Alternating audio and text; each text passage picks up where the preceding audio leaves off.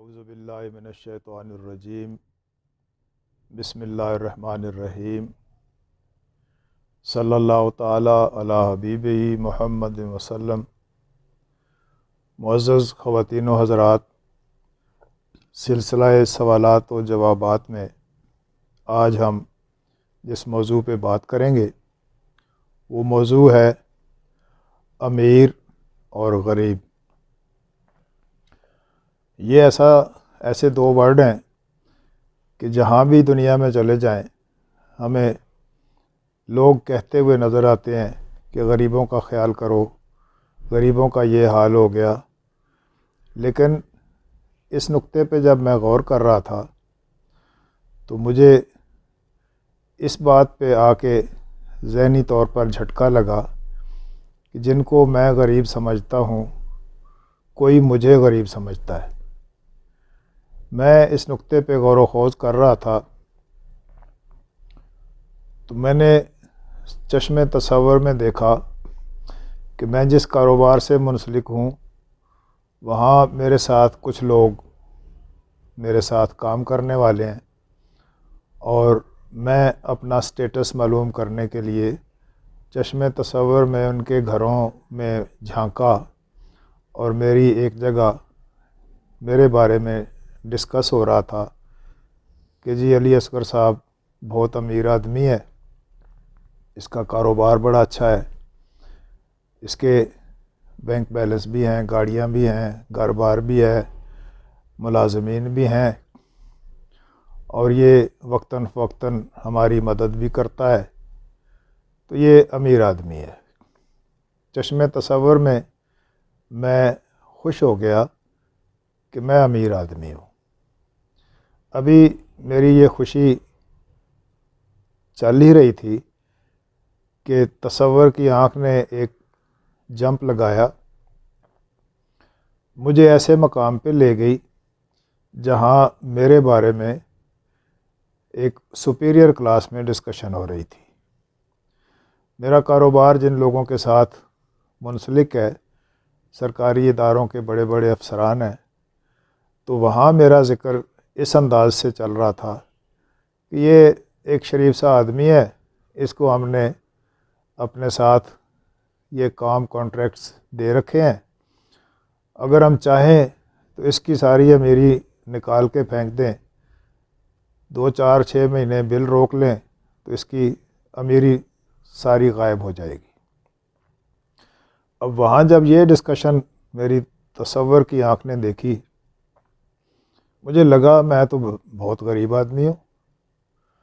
لیکن اس سے اگلا سٹیپ جو ملا وہ یہ کہ جن صاحب کے پاس یہ میری ڈسکشن ہو رہی تھی کہ یہ ایک غریب آدمی ہے اور اچھا آدمی ہے اس لیے ہم اس کو چلا رہے ہیں، تو ان کو میں نے چشم تصور میں منسٹر صاحب کے آفس میں ڈسکس ہوتے سنا، تو وہاں ان کے بارے میں یہ کہا جا رہا تھا کہ یہ شریف سا آدمی ہے، اس کو ہم نے یہاں ڈیوٹی پوسٹنگ دے رکھی ہے، اگر ہم چاہیں تو اس کی ایک جھٹکے میں ٹرانسفر کریں اور کوئٹہ اور کلات میں کسی جگہ پہاڑوں میں بیٹھا ہو اور اس کی ساری افسری نکل جائے گی۔ وہاں یہ لگا کہ یہ ان کی نظروں میں غریب آدمی ہے، کمزور ہے، اور اس سے سپیریئر وہ ہیں جو منسٹر آفس میں بیٹھے ہیں۔ چشم تصور نے ایک اور سٹیپ لیا، منسٹر صاحب کو پرائم منسٹر آفس میں ڈسکس ہوتے سنا، تو وہاں یہ کہ پی ایم صاحب ایک آنکھ کا اشارہ کر دیں اور اس کی وزارت چلی جائے۔ غرض ہے کہ جس بھی درجے میں جو بھی شخص ہے اس کا یہ پہلو، ایک طرف تو وہ طاقتور، امیر اور بااختیار ہے، لیکن دوسری کسی جگہ پہ وہ انتہائی مجبور، بے بس اور دوسروں کے سامنے لاچار ہے۔ اب اس تسلسل کو جب میں سوچتا رہا کہ یہ اصل میں امیری اور غریبی کا سٹینڈرڈ کیا ہے، معیار کیا ہے۔ امریکہ میں لوگ بیٹھ کے جس کو وہاں غریب سمجھتے ہیں اس کی آمدن کو پاکستان میں کنورٹ کیا جائے تو مثال دیتا ہوں کہ وہاں $1000 کمانے والا آدمی غریب آدمی ہوتا ہے، لیکن وہی $1000 جب پاکستان میں آ جائے تو یہاں تو اچھی خاصی انکم ہے۔ یہ امارت اور غریبی کا جو معاملہ تھا، مجھے سمجھ نہیں آ رہا تھا کہ کس اسٹیج پہ جا کے کوئی غریب ہوتا ہے اور کس اسٹیج پہ جا کے کسی کو امیر ہونے کا شرف ملتا ہے۔ میں یہ بات اپنے بزرگوں کے پاس لے گیا، موقع تھا، میں نے پوچھا کہ حضور یہ غریبی اور امیری کا معیار کیا ہے؟ تو آپ نے، میرے محترم بزرگ نے فرمایا بیٹھ جاؤ۔ میں بیٹھا، انہوں نے قرآن پاک کی ایک آیت پڑھی، سورہ یاسین، سورہ نمبر 36، آیت نمبر بھی 36۔ سبحان الذی خلق الازواج کلھا مما تنبت الارض ومن انفسہم ومما لا یعلمون۔ پاک ہے وہ ذات جس نے پیدا کیا جوڑے جوڑے تمام چیزوں کو، وہ تمام جو زمین سے اگتی ہیں، وہ تمام جو تمہارے انفس میں ہیں، اور وہ تمام جو تم نہیں جانتے۔ یہ آیت پڑھنے کے بعد حضور نے فرمایا کہ ہر شے دو رخوں پہ ہے، جوڑا جوڑا ہے، اور ہر ایک رخ دوسرے کے متقابل ہوتا ہے تب وہ اس کا جوڑا بنتا ہے۔ جیسے دن کے ساتھ رات، خوبصورتی کے ساتھ بدصورتی، اونچائی کے ساتھ نچائی، اسی طرح امارت کے ساتھ غربت۔ امیر اور غریب میں جب کمپیریزن نہیں ہوگا تو کوئی امیر نہیں ہو سکتا، اور جب تک کمپیریزن میں کوئی غریب موجود نہ ہو تو امیر نہیں ہو سکتا، اور امیر موجود نہ ہو تو غریب نہیں ہو سکتا۔ یہ بات سمجھاتے ہوئے مجھے کہا گیا کہ آپ میگنیٹ لے لو، مقناطیس، اس کے دو پول ہوتے ہیں، ایک نارتھ ایک ساؤتھ، اس کو کاٹ کے درمیان میں سے کاٹ دیں کہ نارتھ والا پول آپ کے ہاتھ میں رہ گیا، ساؤتھ والا آپ پھینک دو۔ چشم زدن میں فوراً سے وہ جو کٹا ہوا پیس ہے وہ فوراً سے اپنا نارتھ ساؤتھ دونوں پول بنا لے گا، اسی میں پھر وہ میگنیٹ نارتھ اور ساؤتھ ہو جائیں گے۔ اس کو پھر آدھا کر لو، چاہے اس کو ایک چھوٹے سے ذرے میں لے آؤ، اس میں بھی یہ پول موجود رہیں گے۔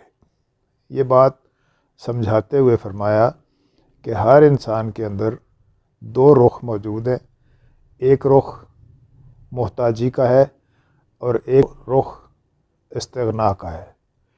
ایک رخ پہ غریب ہے اور دوسرے رخ پہ وہ امیر ہے۔ یہ دونوں رخ جتنی مرضی بڑی سٹیج پہ لے جائیں، یہ دونوں رخ ساتھ ساتھ چلیں گے۔ تو مجھے کہا گیا کہ اگر آپ اس میں سے نکلنا چاہتے ہو تو پھر اس کا فارمولہ یہ ہے کہ آپ اپنے آپ کو نیوٹرل کر لو۔ نیوٹرل کریں گے تو پھر یہ درجہ ختم ہو جائے گا کہ میں غریب ہوں یا میں امیر ہوں۔ مجھے غریبی اور امیری سے اگر نکلنا ہے تو استغنا کی دولت سے سرشار ہونا پڑے گا، اور غنی اللہ تعالیٰ کی ایک صفت ہے جو بندے کو بے نیاز کر دیتی ہے۔ تو ہر رخ پہ کسی بھی لیول پہ ہم چلے جائیں، وہاں ایک اینگل غریب غربت کا ہے، ایک اینگل امارت کا ہے۔ اگر ہمارا دھیان نیگیٹیوٹی کی طرف ہے اور زیادہ کچھ سمیٹنے کے حوالے سے موجود ہے تو پھر ہم غریب ہیں، اور اگر ہم دینے والی طرزوں میں موجود ہیں تو پھر ہم امیر ہیں۔ اس کا مظاہراتی پہلو میں نے اپنے بزرگوں میں دیکھا کہ بظاہر اسباب اور وسائل قطعاً ہیں ہی نہیں، کم تر ہیں، لیکن بہت بڑے بڑے اختیارات والے، بہت بڑے بڑے مال و دولت والے، زمین جائیدادوں والے، وہ ان کے قدموں میں بیٹھے ہوتے ہیں اور ان سے دعا کی درخواست کر رہے ہوتے ہیں۔ تو میں نے سوچا کیا ہمارے بزرگ امیر ہیں یا غریب ہیں؟ تو پتہ چلا یہ غنی ہیں، استغنا کی دولت سے بھرے ہوئے ہیں، اور انہیں امارت اور غریبی کا معاملہ دو رخوں کی دنیا میں سے نکل کے غیر جانبداری میں نیوٹرل ہو گئے ہیں۔ تو انہیں اللہ تعالیٰ کی دوستی نصیب ہو گئی ہے۔ اللہ تعالیٰ ہمیں غریب اور امیر کے اس کمپیریزن سے نکلنے کے لیے استغنا کی دولت عطا فرمائے اور ایسے بزرگوں کا ساتھ عطا فرمائے جو غنی کی صفت سے مزین کیے گئے اور اللہ تعالیٰ کے دوست کہلائے۔ وآخر دعوانا ان الحمد للہ رب العالمین۔